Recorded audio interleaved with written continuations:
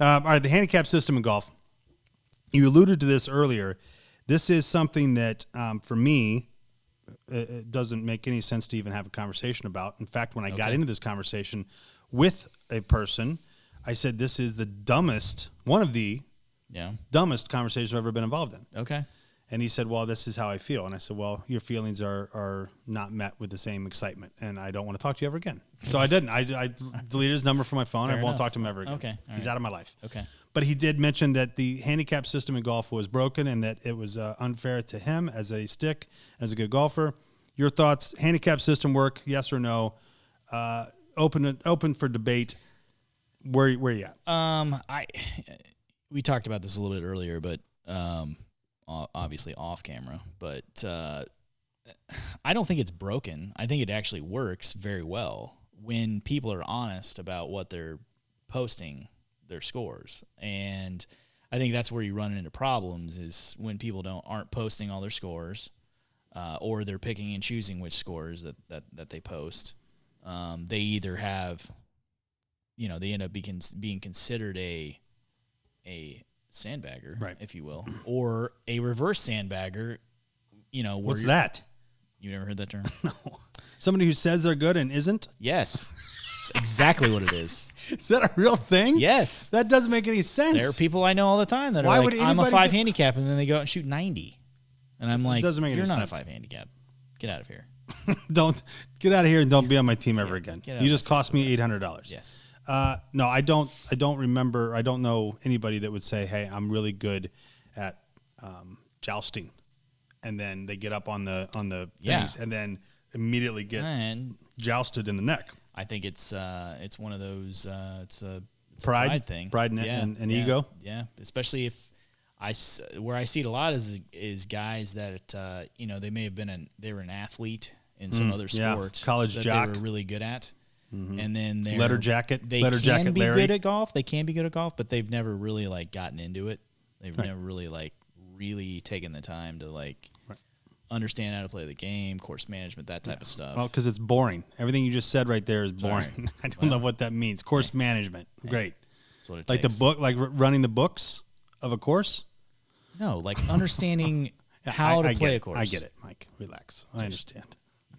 Course management is boring because then you can't go after it. But I get it, but those are the things that's how you get from a 10 to a 4. Okay, so you have that, and then you have the reverse people, and then you have the people that don't record their scores. Yeah. So the handicap system's broken. No.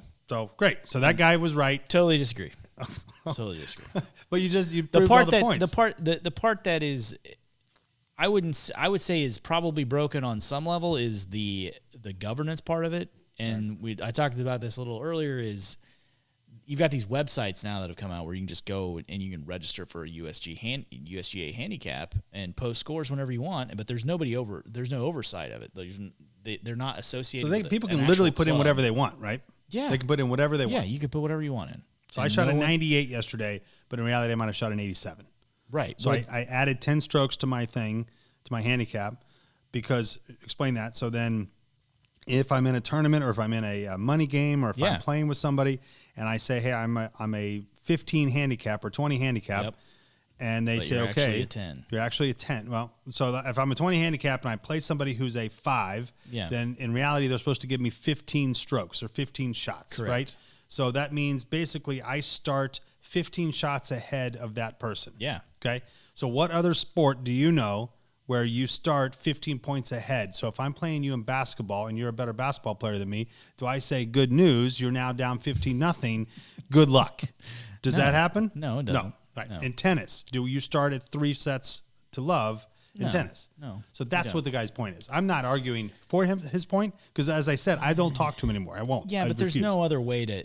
That's the uniqueness of golf. I mean, golf is this. That's what makes golf beautiful, in my opinion, is that you can play with a guy that's not the same skill level as you and still compete, right? That's what makes it fun. What I'm talking about is if guys are not being honest about it, and that's where, in my opinion, clubs come in, is that the clubs are the ones that can enforce this stuff. They can look at who's posting scores, Right. what are they doing in actual, competitive rounds. They can go in there and look at that, and then they can govern that. When you've got people that can just go online, and I understand why it's available is just from for the hacks. The internet. No, it's for the hacks that don't belong to a club. Yeah. And don't have any way to and aren't going to go through the process. Absolutely. But they got to play in some corporate outing where they need a handicap. It so makes they can it more get, open. Right. Yeah, it makes it more accessible. I get that. Okay. I get it. So you have no problem with that. It also is it's definitely, it's a problem. And I don't know. It's been a problem for years, though. No, yes, it absolutely. But I don't really know how you fix it, to be honest. Okay. So we've showcased a problem.